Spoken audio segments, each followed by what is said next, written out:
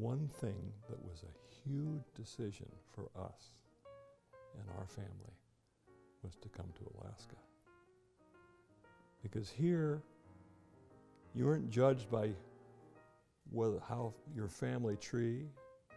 You were judged on your performance and who you were.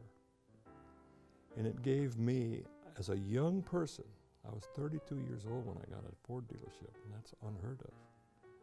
But it gives the younger people that'll try and work hard that there's an opportunity up here for success. I was raised in Wyoming and Montana.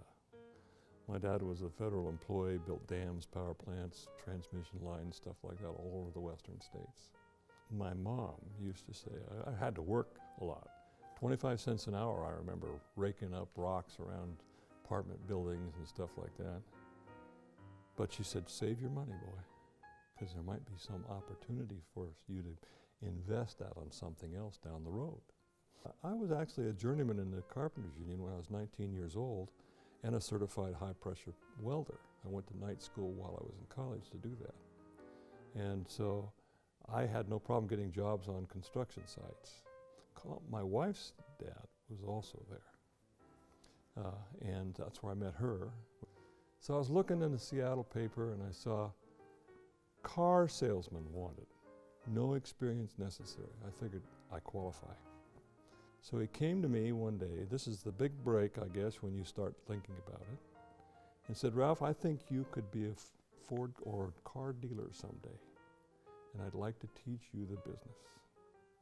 He said, Ralph, there's a Ford dealer in Fairbanks, Alaska, that's looking for a sales manager. He's in town. So he introduced me to Jim Thompson, who was the Ford dealer in Fairbanks. 2 weeks later, I lived here. 3 years later, Jim decided to retire.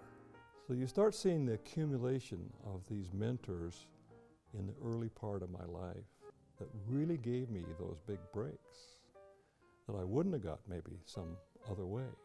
The right person, the right time, and you try to pay that back as you go through life. In 2005, our dealership, out of 20-some thousand, more than 20,000 dealerships nationwide, at the National Automobile Dealer Association, won the Quality Dealer of the Year award. And there's only one a year. And when we won that award, I told my employees, my picture's on the Time magazine, but you're the ones who did it. See, without that, you can't, without the right people, you can't be successful. There's 3 secrets to success in business, for an example, and I learned it from an older guy. Always be on time. Work real hard and learn real fast. Now, he said the learning real fast, there are subcategories to that.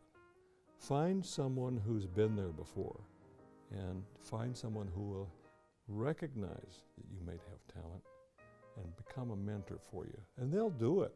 They will do it, unless you're a direct competitor, of course, they might not.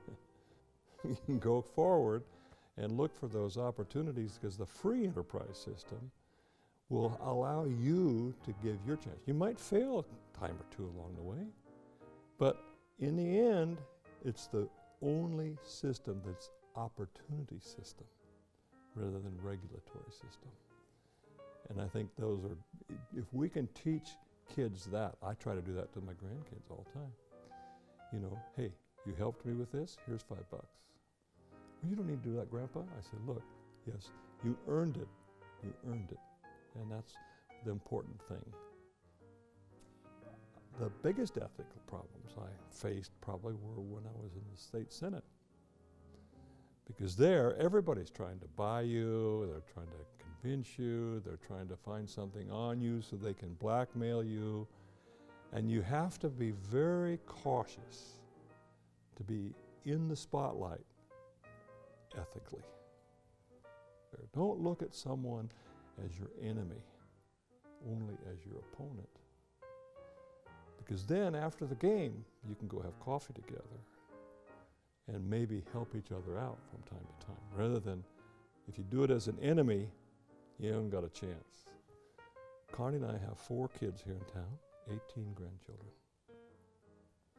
Personally, I get the greatest thrill watching my grandchildren grow up, be ethical, play sports hard to win. They're hardworking, they treat each other well, they treat other people well. So my greatest personal accomplishment is probably that I wasn't so much the person, but as the grandpa, I'll take the credit whether they are or not.